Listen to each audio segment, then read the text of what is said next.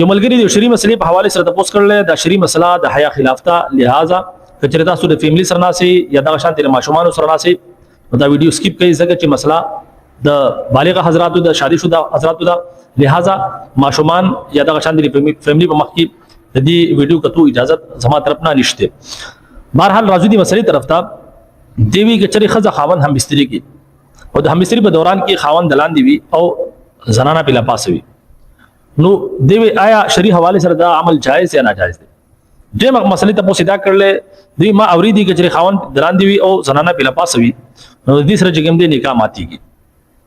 نو دیوی زمانہ دا عمل شوی دی زه ډیر زیات پریشان یم چې آیا د دې سره زمانه نکاح برقرار دی یا نکاح مات شوی دی.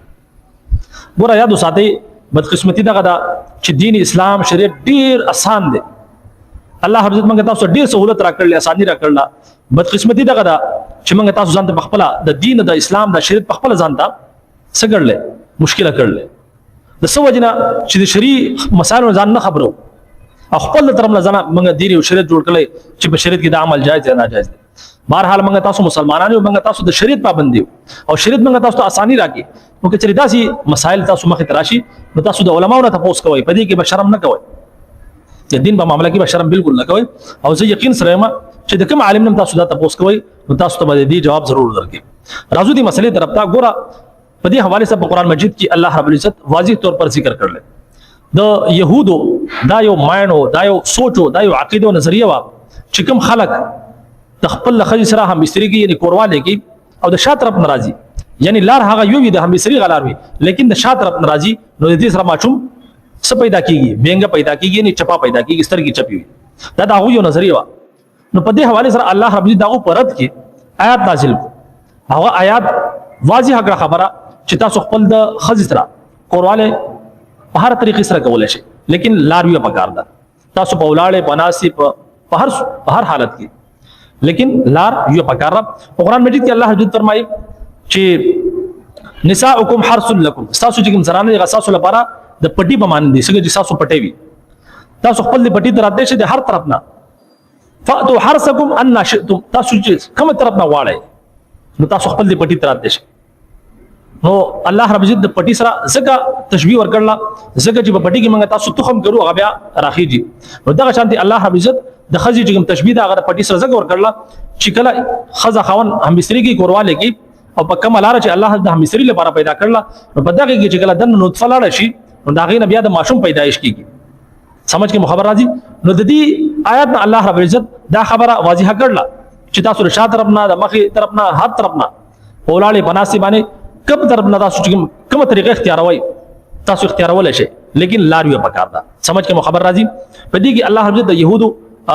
رد کړل چې د شاته طرف نه راشي لار هغه یو وي د کوم چې د امستری لار را نو دې سره چې ماشومان پیدا کیږي هغه بینګا یعنی چپانه پیدا کیږي بلکې دا الله تاسو ته سہولت درکړل لتسكنوا الیها تاسو دې په ځای باندې سکون حاصلوي او د سکون حاصلولو لپاره ظاهر خبره چې کومه طریقه تاسو لپاره زیاته بهتر وي کومه طریقه تاسو لپاره زیات آسان وي نو تاسو هغه طریقه اختیار کړئ.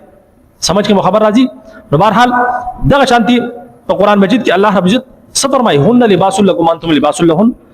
تاسو د خزو لباسي او خزي ساسو لباس دي یعنی خزي خاون چې کوم دي یو بل لباس دي او په یو ځای کې الله رب عزت چې کوم طریقه ده چې کوم د قران کومه طریقه ثابت ده نو بهتره طریقه دغه ده چې خزه دران دی وي او نارینه په لباس وي. سمجھ کې خبر راځي افضل طریقه دغه ده. باقی جایز ده چې خاون دلان دی وي یا لباس وي یا خزه دلان دی یا لباس وي نو په دې کې شری حواله سره نقص نشته. په قران مجید کې الله رب عزت چې کوم طریقې ذکر کړل الله رب عزت فرمایي هو الذي خلقكم من نفس واحده الله هغه ذات چې تاسو د یو نفس پیدا کړی وخلق منها زوجها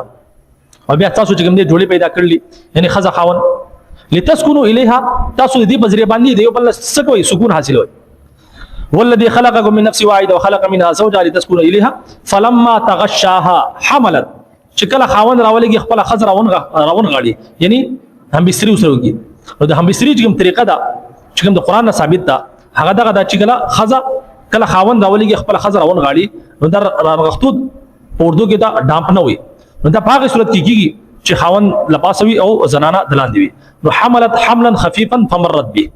نو د هغه سره زنانه ته یو هلکا سره حمل چې کوم دی هغه ټیراو شو یعنی ماشومې په ګډه شو دا غینه بعد چې کله د ماشوم غټ شپه خټه کی فلما اثقلت دعوا الله ربهما لئن اتيتنا صالحا لنكونن من الشاكرين چې کله د ماشوم په خټه کې غټ شو نو بیا د مور خپل سره دعا وکړه اے الله کچری تا موږ له نیک صالح اولاد راکو لنكونن من الشاكرين موږ به شکر ادا کو نو په دې حواله سره علما هم دا فرمایي چې کوم زنانه او حمل نه ټیراويږي دا غوله لپاره بهتره دغه ده چې زنانه دلاندې وي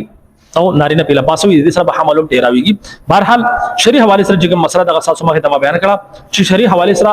د دې سب معنا نشته کچري خاوند دلاندې وي یا لپاسوي چې کوم طریقې تاسو سکون ملاويږي هغه تاسو اختیارول شي لیکن لاریو پکاره او د هغې نه علاوه چې کوم بهتره طریقه دغه ده چې کوم د قران نه ثابت ده هغه دغه ده چې خزا دلاندې وي او نارینه په لپاسوي د شریعت د قران نه چې کوم ثابت ده او د حمل ټهراول لپاره هم دغه بهتري طریقه ده بهرحال امید کوم چې مسله به په سمجھ کې راغلی اجازه راکړئ السلام علیکم ورحمت الله وبرکاته